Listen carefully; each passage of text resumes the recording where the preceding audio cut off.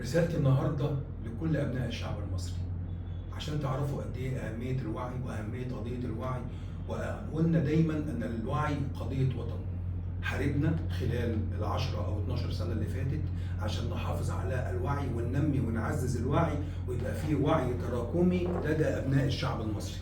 خلال 10 12 سنه اشتغلنا على ان احنا نقوي الجبهه الداخليه من خلال تعزيز الوعي وتنميه الوعي، ونعرف الشعب ازاي واهميه ان يكون عندنا معلومات حقيقيه وبيانات حقيقيه نقدر نعتمد عليها عشان نقدر نحمي ولادنا ونحمي وطننا. خلال المرحلة اللي فاتت دي أثبتت التجربة في الحرب الإيرانية الإسرائيلية أهمية الوعي وأهمية ما قامت به مؤسسة القادة وجميع مؤسسات الدولة في الحفاظ على الدولة من خلال الحفاظ على الوعي لدى المواطن. فأصبح لدى المواطن وعي تراكمي، هذا الوعي هو اللي كان حائط الصد في الفترة الماضية، وإن شاء الله يكون حائط الصد في المرحلة القادمة.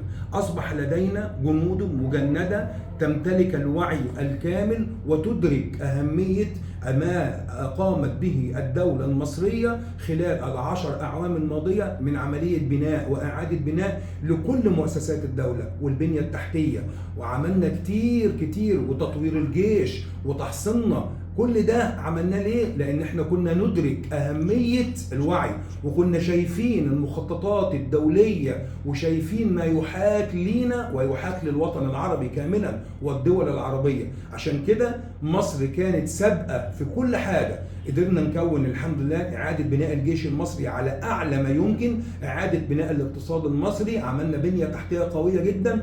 قدرنا نشتبك مع كل القضايا الاقتصادية في العالم عشان نقدر نبقى بالاقتصاد بالجيش القوي بالتماسك الشعبي نقدر نبقى كلنا وحدة واحدة، نبقى حائط صد منيع ضد ما يحاك لينا ويحاك للوطن. عشان كده أنا بدعو كل مواطن مصري للوقوف يد واحدة في صف الدولة المصرية، وإن احنا نبقى ورا وخلف القيادة المصرية والقيادة السياسية في ما تقوم به لحماية الوطن ومقدرات الوطن.